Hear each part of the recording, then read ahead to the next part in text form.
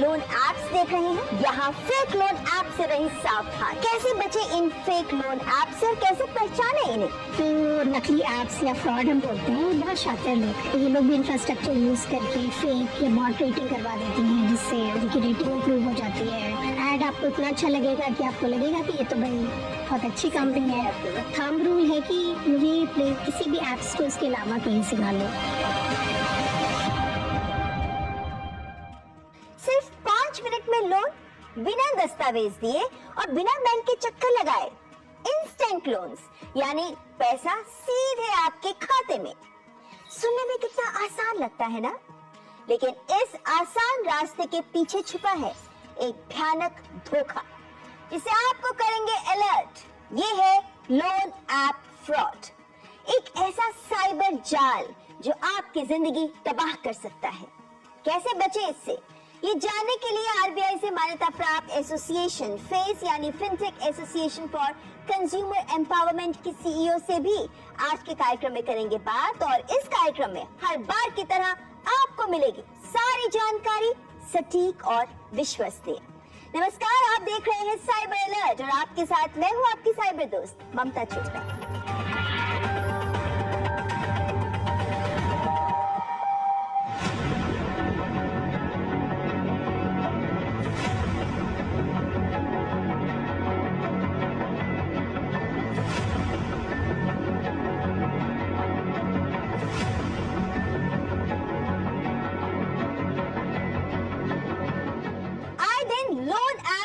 की खबरें सुर्खियां बन रही हैं। इतने लोग हैं जो इन फेक लोन ऐप्स के जाल में फंस रहे हैं।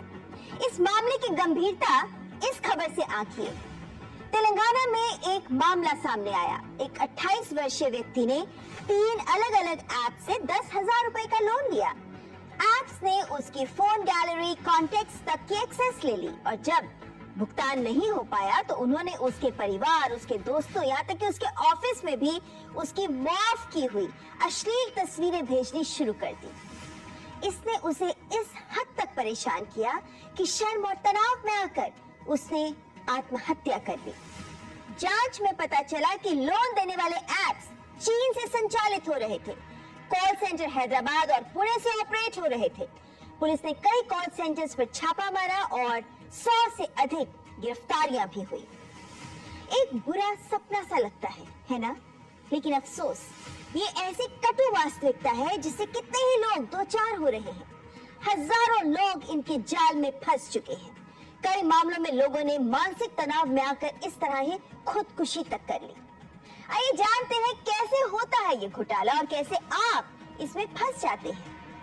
आपको लोन की जरूरत होती है और आप गूगल पर ढूंढते हैं या सोशल मीडिया पर स्क्रॉल करते हैं तो कई एड्स भी पॉपअप होती हैं और ये एड्स यानी विज्ञापन अलग अलग लोन ऐप्स की होती हैं जो बिना किसी पूछताछ के बहुत ही आसानी से आपको एक फिक्स्ड अमाउंट का लोन दे देते हैं। 3 से 6 हजार के माइक्रो लोन से लेकर और अधिक अमाउंट तक, जैसे ये क्रेडिटार या फिर ये ऐप क्विक फंड ऐप। अब जरा इस पर नजर डालिए, ये है फिनलैंडिया ऐप। ये गूगल प्ले स्टोर पर भी था और इसके 100,000 से अधिक डाउनलोड्स भी हैं, यानी 1 लाख डाउनलोड्स। ये देखकर आप कन्विंस होकर इसे डाउनलोड कर ही लेंगे, लेकिन ये फेक ऐप है जिसे गूगल पर स्पॉन्सर भी किया गया है। और यहाँ जो ये 3 डॉट आपको नजर आ रहे हैं, इन पर अगर आप क्लिक करते हैं तो फिर आप देख सकते हैं कि एडवर्टाइजर कौन है। इसके एडवर्टाइजर है iPlayable लिमिटेड, जो हांगकांग की कंपनी है। आप जब इन फेक ऐप्स पर जाते हैं तो आपको अपनी पहचान वैलिडेट करने के लिए एसएमएस से वेरिफिकेशन कोड भेजा जाता है और यहीं से खेल शुरू हो जाता है। एसएमएस के 3 तरह के हेडर्स होते हैं। जब मैसेज के आगे P लिखा हो यानी प्रमोशनल मैसेज है, ये जो किसी प्रोडक्ट या सर्विस ऑफर या फिर डिस्काउंट को प्रमोट करने के लिए भेजे जाते हैं। अगर हेडर के आगे S लिखा हो तो ये सर्विस मैसेज है जो ग्राहक को किसी भी सेवा से संबंधित जानकारी देते हैं, जैसे OTP, ट्रांजैक्शन अलर्ट्स एक्सेट्रा। और अगर G लिखा है यानी गवर्नमेंट मैसेज है जो सरकार या किसी सरकारी एजेंसी के द्वारा ही भेजे जाने वाले मैसेज होते हैं। दरअसल एसएमएस हेडर रजिस्टर्ड कंपनी या संस्था का ही होता है। सरकार की पहल के कारण अब आप एसएमएस हेडर फेक यूज नहीं कर सकते। तो ये क्या करते हैं? ये इन कंपनियों के एसएमएस हैक कर इसे यूज करके ही आपको वेरिफिकेशन कोड का एसएमएस भेजते हैं। आपको अब व्हाट्सएप से भी ये फेक एप्स वेरिफिकेशन कोड्स भेजने लगे हैं। आगे बढ़ते हैं। वेरिफिकेशन कोड मिलने के बाद आपको अपना आधार और पैन अपलोड करने के लिए कहा जाता है और फिर आपकी एक लाइव फोटो भी ली जाती है। अगर आप वेब पोर्टल के माध्यम से इन्हें कांटेक्ट करते हैं तो ये आपको लिंक भेजकर ऐप डाउनलोड करवाते हैं। जैसे ही ऐप आप इंस्टॉल करते हैं ये आपका मोबाइल का डेटा, फोटोज, कॉन्टेक्ट्स, एसएमएस सब एक्सेस कर लेते हैं और फिर यही डेटा इस्तेमाल करके ये आपको बदनाम करने की धमकियां देते हैं। आपसे लोन लिए गए अमाउंट से कई गुना अधिक पैसा मांगते हैं। आपको धमकियां, गाली गलौज की कॉल्स आनी शुरू हो जाती हैं। इस तरह के व्हाट्सएप मैसेजेस देखिए, ये मैसेजेस आपको आने लगते हैं। इन कॉल्स और मैसेजेस के लिए +92 यानी पाकिस्तान जैसे देशों के नंबरों का प्रयोग किया जाता है। ये व्हाट्सएप चैट देखिए, नंबर +92 से शुरू हो रहा है, यानी ये पाकिस्तान का नंबर है और पीड़ित कह रहा है कि मेरी पैसे चुकाने की आज तक की तारीख है तो मैं आज ही चुका दूंगा पैसे। लेकिन स्कैमर कह रहा है कि नहीं, 5 मिनट में ही पे करो वरना अगले 20 मिनट के बाद मैं तुम्हारे परिवार को कॉल्स करना शुरू कर दूंगा। इन ऐप्स को लेकर साइबर क्राइम पोर्टल पर भी शिकायतें आती रहती हैं। आपकी शिकायतों पर ही इन ऐप्स पर फिर एक्शन लिया जाता है। फिनलैंडिया ऐप को ही दोबारा देखिए, इसको लेकर की गई इन शिकायतों पर नजर डालें। शिकायतकर्ता कह रहे हैं कि इस ऐप पर 2500 का लोन लिया, लोन चुका भी दिया, लेकिन उसके बाद भी लोन एजेंट्स कॉल कर रहे हैं और अधिक पैसा मांग रहे हैं, इस धमकी के साथ कि यदि पैसे नहीं दिए तो झूठी मॉर्फ की हुई अश्लील तस्वीरें उनके कॉन्टैक्ट्स को भेज देंगे। हालांकि पीड़ित 2500 का लोन लेकर 7000 तक चुका चुका है। जिन नंबरों से कॉल्स की जा रही हैं वो भी आप देखें, +92 से शुरू हो रही हैं, यानी ये कॉल्स पाकिस्तान से की जा रही थी।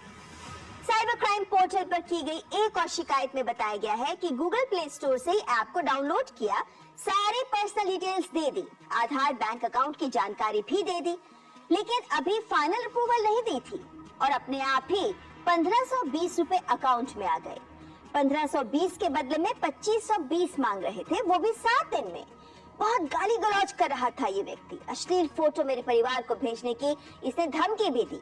मैंने 1520 चुका दिए पर वो 2520 की मांग लगातार कर रहा है, मेरी मदद करो। एक और बात पर ध्यान दें, जब आप गूगल पर लोन ऐप सर्च करते हैं तो सबसे पहले स्पॉन्सर्ड पोर्टल सामने आते हैं। ये फेक हो सकते हैं, जैसे क्विक फंड का उदाहरण लें। गूगल सर्च में पोर्टल के नाम के आगे ये जो 3 डॉट लगे हुए हैं उन पर क्लिक करें तो आपको ये जानकारी मिलेगी कि ये कहां से ऑपरेट किया जा रहा है, इसके मालिक कौन है। जैसे इसके एडवर्टाइजर्स ब्रिटिश वर्जिन आइलैंड से हैं। इसी एडवर्टाइजर का ही एक और भी ऐप है, मोविश फिन, ये भी फेक लोन ऐप है। इसी तरह ये loan app jumping pipe Google पर एडवर्टाइज किया गया। एडवर्टाइजर है एक्समैन हांगकांग लिमिटेड जो हांगकांग से चलाया जा रहा है। इसी एडवर्टाइजर का एक और नकली ऐप है ये स्कोर स्कैन और ये लोन रैंकर ऐप एडवर्टाइजर है एंजॉय मोबाइल लिमिटेड जो हांगकांग से ही चलाया जा रहा है और इसी एडवर्टाइजर का है ये नकली ऐप भी smart cash loan calculator. Hong Kong से ही चलाया जा रहा है ये app credit metric master your credit. अब हम आपको ये 10 एडवर्टाइजर्स दिखा रहे हैं जो सबसे अधिक और लगातार गूगल प्ले स्टोर पर इलीगल लोन ऐप्स को एडवर्टाइज करते रहते हैं। ये एडवर्टाइजर्स कई फेक ऐप्स को एडवर्टाइज करते हैं, किसी पर तो आप फंसेंगे ही। कार्यक्रम में यहाँ रुकेंगे एक ब्रेक के लिए, ब्रेक के बाद हाजिर होंगे कुछ और महत्वपूर्ण तथ्यों के साथ। देखते रहें साइबर अलर्ट। 5 लाख का लोन बिना पेपर वर्क, कोड स्कैन करे भाई तो लोन मिलेगा। मेरा भाई बिजनेस करेगा बिना paper work. Easy loan scam का मास्टर। बैंक के चक्कर में तुम्हें पढ़ना नहीं, सिविल तुम्हें पता नहीं, इसलिए इजी लोन का लालच दूंगा और फिर डॉक्यूमेंटेशन फीस के नाम पर तुमसे हड़प लूंगा पूरे 50,000। और मेरा लोन के लिए तो अपने निकटतम बैंक शाखा में जाएं, अर्जी लगाएं और हमें भूल जाएं।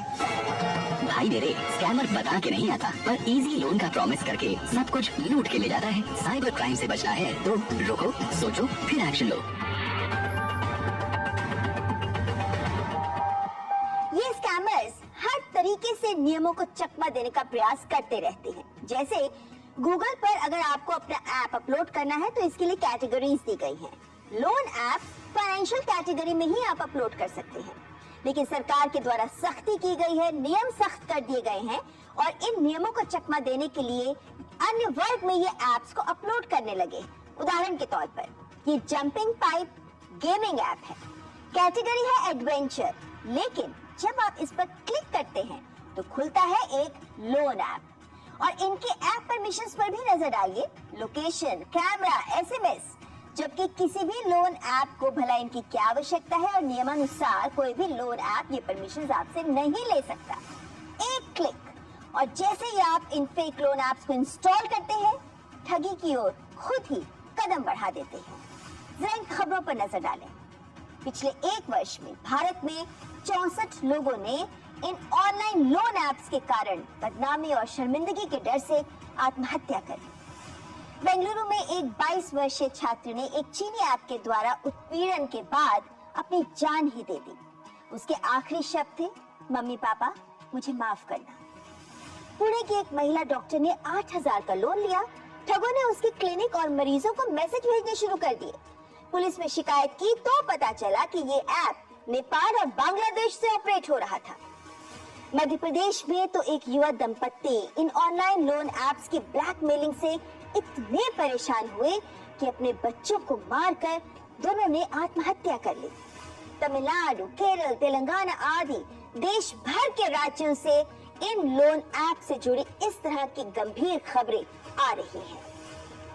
आरबीआई ने वैध लोन ऐप्स की व्हाइट लिस्ट भी जारी की है, जो आप उनके पोर्टल पर देख सकते हैं और ये लिस्ट लगातार अपडेट भी होती रहती है।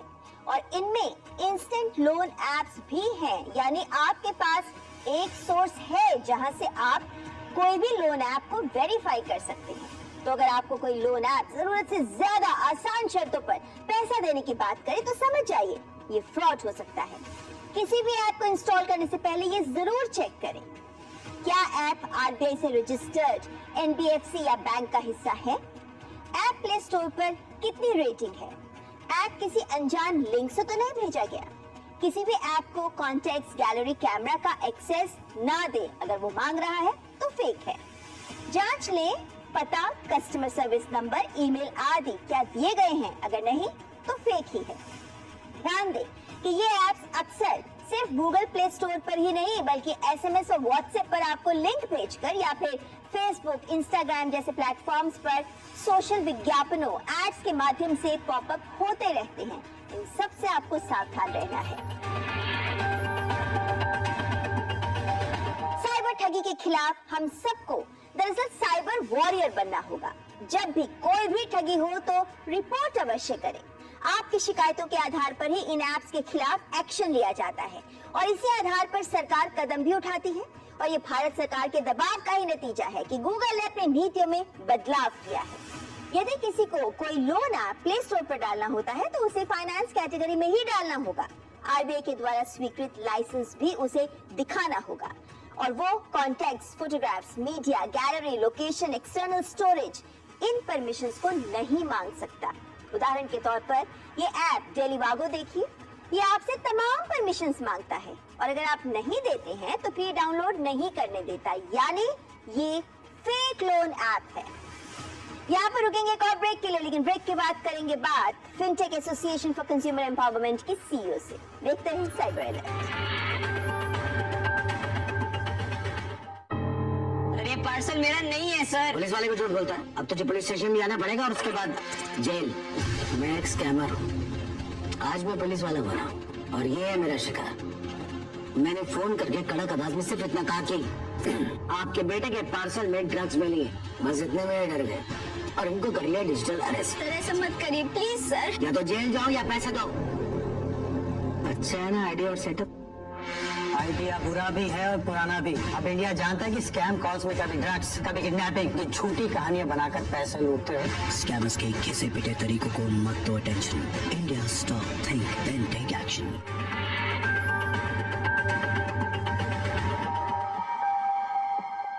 जब बात डिजिटल फाइनेंशियल सर्विसेज की हो तो fintech association for consumer empowerment ये एक ऐसा संगठन है जो आरबीआई से मान्यता प्राप्त है और जिनका काम है यही है कि डिजिटल फाइनेंशियल सर्विसेज देने वाले तमाम कंपनियां, फिनटेक कंपनीज या एप्स, इन सब के को लेकर एक पारदर्शी व्यवस्था बने जिसमें सब कुछ सुरक्षित हो, यानी फर्जी एप्स काम ना कर सके उन्हें हटा दिया जाए और जो सही एप्स है उन्हें बढ़ावा मिल सके। इनकी सीईओ सुगंध सक्सेना जी आज हमारे साथ है। सुगंध जी, बहुत बहुत स्वागत है आपका। थैंक यू सो मच ममता, और मुझे इस प्रोग्राम का हिस्सा बनाने के लिए बहुत बहुत शुक्रिया। ये हमारे लिए भी एक बहुत महत्वपूर्ण बात है क्योंकि फिनटेक कंपनीज या डिजिटल एप स्पेस में जो कंपनीज काम करती हैं उनको लेकर बहुत बहुत साइबर फ्रॉड्स हो रहे हैं, जिनको लेकर हम साइबर अलर्ट करते रहते हैं। आज जब हम बात कर रहे हैं फर्जी लोन एप्स की, तो सबसे पहले आपसे यही समझना चाहते हैं, क्योंकि अमूमन हम लोन लेने जाते हैं तो इतनी लंबी प्रक्रिया होती है, लेकिन ये जो डिजिटल स्पेस में इंस्टेंट लोन देने वाले एप्स होते हैं ये तो फटाफट विद इन सेकेंड्स आपको लोन दे देते हैं। कितने सुरक्षित होते हैं ये? बहुत सुरक्षित होते हैं, इसलिए इस प्रॉब्लम को दो पार्ट्स में हमें देखना चाहिए। एक बहुत ही सुरक्षित ऐप्स है जो कि आरबीआई के नियम के हिसाब से काम करते हैं। आरबीआई की एक पूरी रेगुलेशन है जिसको डिजिटल लेंडिंग रेगुलेशंस बोलते हैं, उसके तहत ये ऐप्स काम करती हैं। कैसे आपका डेटा लेंगे, किस तरह से आपको लोन दिया जाएगा, कैसे आपको लोन डॉक्यूमेंट्स प्रोवाइड करे जाएंगे, आपका रिपेमेंट कैसे होगा, और बहुत सारे रूल्स और नियम हैं जिसके तहत ये सारी कंपनियां काम करती हैं। करीब समझ लीजिए 200 के करीब इस तरह की कंपनियां, एनबीएफसीज, बैंक्स और लोन ऐप हैं जो इस तरह से लोन प्रोवाइड करती हैं। ये बहुत ही सही तरह से लोन प्रोवाइड करने का तरीका है, लेकिन जैसे कि बोलते हैं कि टेक्नोलॉजी में आप हैमर है, उसको आप किसी भी तरह से यूज कर सकते हो, राइट? तो उस सेंस में बहुत सारे फ्रॉड भी आ जाते हैं और वहीं पे हमें निगरानी रखनी है। हर चीज के दो पहलू होते हैं। एक बहुत अच्छा पहलू है जिसके थ्रू आरबीआई के अंतर्गत सारी लोन कंपनियां प्रोवाइड कर रही हैं, पर अगेन बहुत सारे फ्रॉडस्टर हैं क्योंकि डिजिटल इकोनॉमी हमारी बहुत तेजी से बढ़ रही है।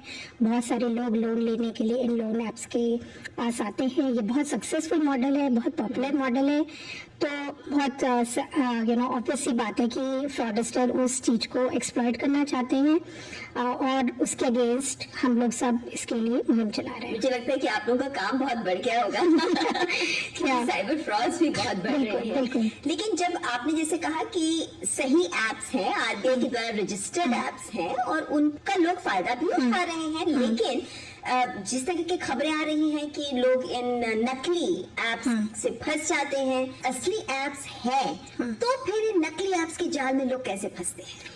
देखिए, ये जो नकली एप्स या फ्रॉड हम बोलते हैं, ये बहुत शातिर लोग हैं, बहुत चालाक लोग हैं। उनको एक ह्यूमन साइकोलॉजी को समझना, कैसे उसको एक्सप्लॉइट करना है और इकोसिस्टम को कैसे एक्सप्लॉइट करना है, ये बहुत अच्छे से समझ में आता है। तो मान लीजिए कि आपको किसी लोन की जरूरत है, आपने सर्च किया, कोई ऐड आ जाता है आपके सामने, या आप कुछ सर्च कर रहे हैं, कुछ खरीदने की कोशिश कर रहे हैं, आपके पास ऐड आ गया, आपने बिना जाने समझे उस ऐड पे क्लिक कर दिया। वो हो सकता है कि वो जो ऐड है वो सही ऐप ना हो और आपने उसे ले लिया। आपने नहीं देखा कि वो किसी एनबीएफसी या बैंक से जुड़ी हुई है कि नहीं। आपने ये भी नहीं देखा कि अच्छा वो मेरा कौन सा डेटा लेने की कोशिश कर रहा है, और आपको लोन लेने की जरूरत थी, इंस्टेंट ग्रेटिफिकेशन में आपने कर लिया। यही इसी जो इंस्टिंक्ट होता है एक ह्यूमन बिहेवियर का, उसको ये लोन ऐप्स एक्सप्लॉइट करती हैं। बहुत ज़्यादा क्लेवर तरह से मार्केटिंग करती हैं। सडनली आपको लगेगा कि कोई ऐप मार्केट में आई और बहुत सारे उसके डाउनलोड्स हो जाते हैं, तो कस्टमर को लगता है कि अच्छा इसके तो इतने डाउनलोड्स हैं तो ये अच्छी होगी। लगता है कि ये चीजें हैं जो हम चेक भी करते हैं। बिल्कुल डाउनलोड कितनी है, उसकी रेटिंग कितनी है। बहुत ज़्यादा ये लोग भी इंफ्रास्ट्रक्चर यूज़ करके फेक या बॉट रेटिंग करवा देती हैं, जिससे उनकी रेटिंग इंप्रूव हो जाती है, डाउनलोड बढ़ जाते हैं, फेक रिव्यूज़ दिखवा देते हैं। ऐड आपको इतना अच्छा लगेगा कि आपको लगेगा कि ये तो भाई बहुत अच्छी कंपनी है। और ये लोग कई बार जो बहुत एस्टैब्लिश प्लेयर्स हैं या एस्टैब्लिश एनबीएफसी हैं, उनका नाम मिसयूज करती हैं। तो उन्होंने बोला कि ये बहुत बड़ी मानी हुई जानी हुई ऐप है, तो मैंने उसी के जैसा लोगो बना दिया, उसी के जैसा नाम रख दिया। कस्टमर ने शायद जल्दी में उसको ध्यान नहीं दिया और आप उस ट्रैप में फंस गए। कोई लिंक आया, आपने उस लिंक को क्लिक किया जो कि ऐप स्टोर पे नहीं था और आप उसमें फंस गए। कई बार तो ये इतना फास्ट होता है कि आपने क्लिक किया, आपने कुछ बेसिक इन्फॉर्मेशन भरी और उसी मोमेंट्स में आपका सारा डेटा चोरी हो गया।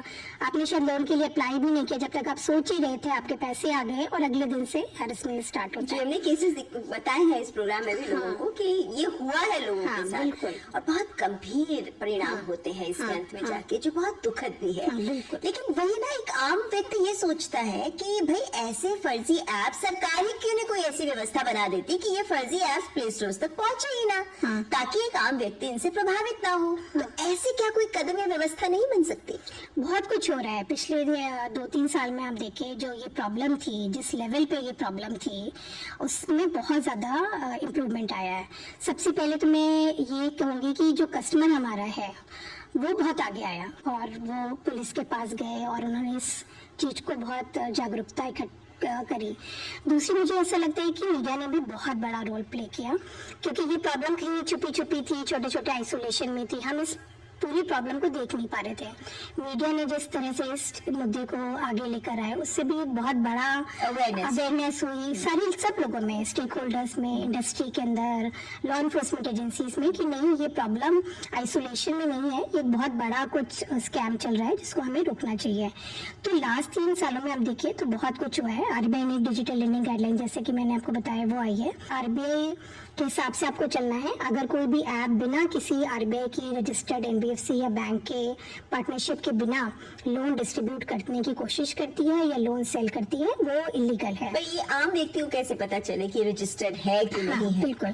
तो अभी लास्ट मंथ में ही आरबीआई ने पूरी लिस्ट पब्लिश करी है। आरबीआई की वेबसाइट पर अगर आप जाएंगे, वहाँ पे कस्टमर कॉर्नर करके आपको एकदम शुरुआत में ही दिख जाएगा। जैसे आप आरबीआई की वेबसाइट के होम पेज पे जाएंगे, वहाँ पे सारी लिस्ट अवेलेबल है जो कि एनबीएफसी ने खुद आरबीआई को दी है।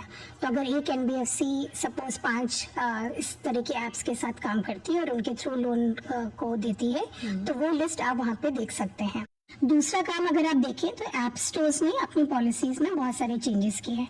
पहले क्या होता था कि कोई भी लोन ऐप आपका सारा डेटा उठा लेती थी। एक सिंपल सी चीज होती थी कि कॉन्टैक्ट लिस्ट उठा ली, अब ममता ने लोन लिया, ममता के सारे कॉन्टैक्ट्स को उठाया, और उसके बाद आप अगर किसी वजह से लोन नहीं पे कर पाते हैं तो आपका फोटो लेके आपको गलत तरह से उसकी इमेज मॉर्फिंग करके आपके सारे कॉन्टेक्स्ट में भेज दिया, सोशल शेमिंग करी, जो कि बहुत ही खराब चीज है उस कस्टमर के लिए, क्योंकि उसके सारे लोगों को पता चल गया कि मैंने लोन नहीं लिया है और लोन मैं चुका नहीं पाई। झूठी बातें बिल्कुल। और फोटो को जिस तरह से मॉर्फ किया जाता है, स्पेशली हम लोगों ने एग्जाम्पल्स देखे हैं, विमेन कस्टमर्स के साथ बहुत ज्यादा एक्सप्लॉयटेशन हुआ है इन सब चीजों को लेकर, मतलब मॉर्फ करके अश्लील फोटोग्राफ्स अपलोड करने की धमकियां देना, इस तरह से। हाँ, पिछले 2-3 साल से प्ले स्टोर्स, पर्टिकुलरली गूगल, जहाँ जो कि बहुत बड़ा इंडिया में मार्केट है उनका, ऐप स्टोर्स में उन्होंने इन सब चीज़ों को बंद किया। तो कोई ना कॉन्टैक्ट ले सकता है, ना आपकी फोटो गैलरी ले सकता है, ना आपके डेटा, भी लिमिटेड डेटा जो आरबीआई अलाउ करता है वो ले सकते हैं, जो कि केवाईसी पर्पस के लिए चाहिए। फाइनेंशियल कैटेगरी की पूरी अलग कैटेगरी होती है और उसके अंदर अलग अलग तरह की ऐप है। लोन ऐप्स के लिए कॉन्टैक्ट लिस्ट अलाउड नहीं है, क्योंकि आपको क्यों चाहिए कॉन्टैक्ट। तो एक बहुत डिटेल में रूल्स हैं कि किस ऐप को कौन सी परमिशन अलाउ करी जाएगी, किस टाइम के लिए अलाउ करी जाएगी, किस पर्पस के लिए अलाउ करी जाएगी, और उसमें अगर कोई भी डिविएशन होता है तो ऐप स्टोर उसके ऊपर एक्शन लेते हैं और उन ऐप्स को निकाल दिया जाता है। कितने सारे ऐप्स को निकाला गया, बैन किया गया, लेकिन जब तक कि उन्हें बैन किया जाए, उनको बहुत सारे लोग हैं जो नुकसान झेल चुके होते हैं। तो ऐसे में अगर मैं कोई लोन ले रही हूँ, माइक्रो लोन हो सकता है, छोटे अमाउंट का लोन है, और मैं इंस्टेंट लोन ऐप्स को ही ढूंढ रही हूँ, तो मेरे लिए क्या प्रक्रिया है जो सेफ है, कहाँ से शुरू करूँ मैं? सबसे पहले मैं कहूँगी कि जब आप गूगल पे या किसी भी सर्च इंजन पे ऐप्स के बारे में देखते हैं, तो थंब रूल है कि मुझे किसी भी ऐप स्टोर्स के अलावा कहीं से ना लो। अगर आपको कोई एपीके लिंक आता है या कोई लिंक आता है जिसमें कहता है कि आप लिंक पे जाके भरो, वो आपको नहीं करना चाहिए, आपको प्ले स्टोर से ही डाउनलोड करनी चाहिए। अब वो डाउनलोड करने के बाद भी हो सकता है कुछ लोग फर्जी डॉक्यूमेंट देके या अपने आप को कैलकुलेटर या गाइड बोल के उसके अंदर लोन दे रहे हो, तो आपको आरबीआई की लिस्ट पे, आरबीआई की वेबसाइट पे जाइए और वहाँ पे जाके एक बार वेरीफाई कर लीजिए कि ये जो लिंक यहाँ पे मुझे प्ले स्टोर पे दिख रही है, क्या ये वहाँ पे भी है। एक ग्राहक के तौर पर मेरी क्या जिम्मेदारी बनती है?